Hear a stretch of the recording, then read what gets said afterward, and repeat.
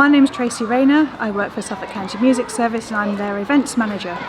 And as part of being their events manager, I get to manage this amazing project, part of which you see behind me, which is a huge celebration of the first year of learning of some primary school instrumentalists who've been learning as a whole class an instrument with a teacher for the whole year.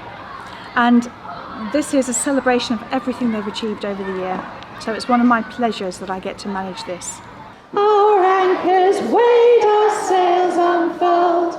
We're bound to cross. We're bound to cross.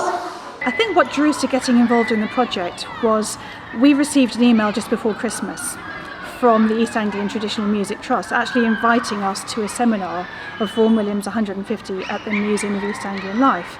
And as part of that there was a string project which we've also done, but there was also the hint of a primary vocal project in it as well. And vocal's my thing. I love to sing, and I was a singing teacher before this, and I love to work with large groups of children.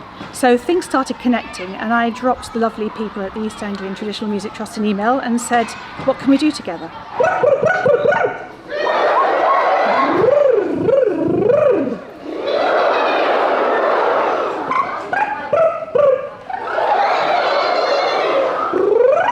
I met with Nikki in January actually.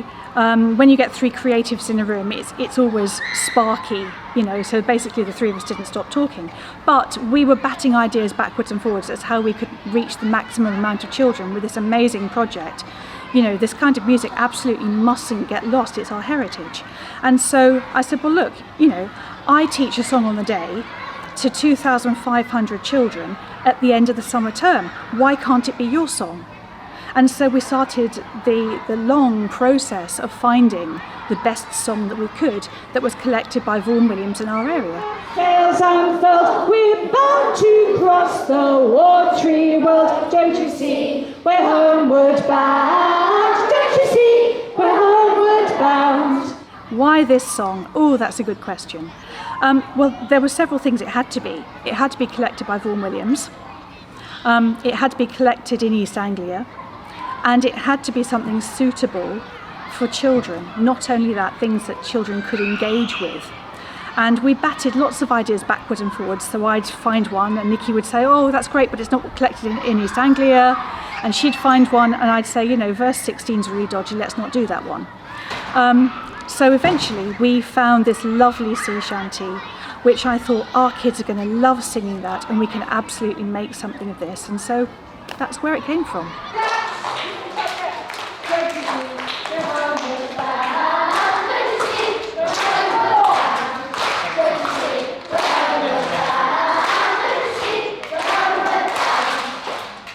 How have the kids responded? I think it's depended largely on the venue that we've worked in, because we've worked in 5 different venues over the last week. It depends on the size of the group you're working with. So we've worked with some small groups of 120, and then this group, which is huge, it's 350. And the dynamics within that are always very different. But what has come out from all of it is that they absolutely latch into the chorus, which is what I thought they'd do. The challenges they've had is there's some archaic language, and so we've spent some time in the workshops unpacking the language, and you might see that I use actions for trying to help them remember the language that we're using. So we do weigh anchor and we do unfurl the sails, and when they see that, it triggers them. They think, oh yeah, that's what we're supposed to be singing. I work differently with a big group than I do with a little group, and I read the energy in the room. So if they're flagging, I'll stop and I'll come back to it later on. But it's been an overwhelmingly positive response, and I really do hope that they go and engage further with this. There's been a lot of interest from the teachers, some of whom have emailed me and said, tell me more.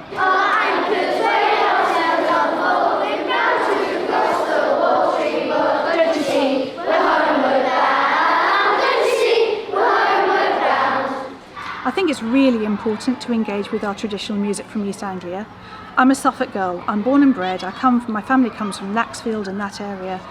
And I heard tales from my dad of the old boys sitting around in the Low House at Laxfield and singing and having their hot pokers that they would dip in their beer. And that kind of heritage is dying out, and it's really sad. We don't know what we don't know, and so it's up to people like us to try and bring it back into popular culture so that it doesn't get lost. This song was collected by a classical composer, actually, called Vaughan Williams, and he heard it in Kings Lynn, sung to him, surprisingly, by a woman. But it's a sea shanty. It's a sea shanty that would have been sung as people went to the sea in ships as a work song. It's got a really good rhythm to it. And he liked it so much he wrote it down. He took his manuscript paper and he notated down what the melody was.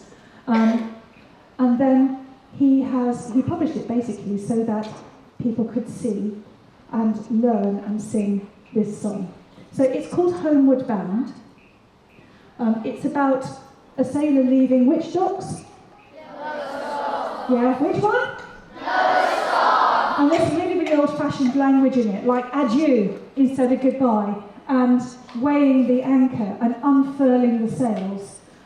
We thought it might be quite apt because we're a sort of seafaring nation, and this song comes from our area. So we're going to sing you Homeward Bound now.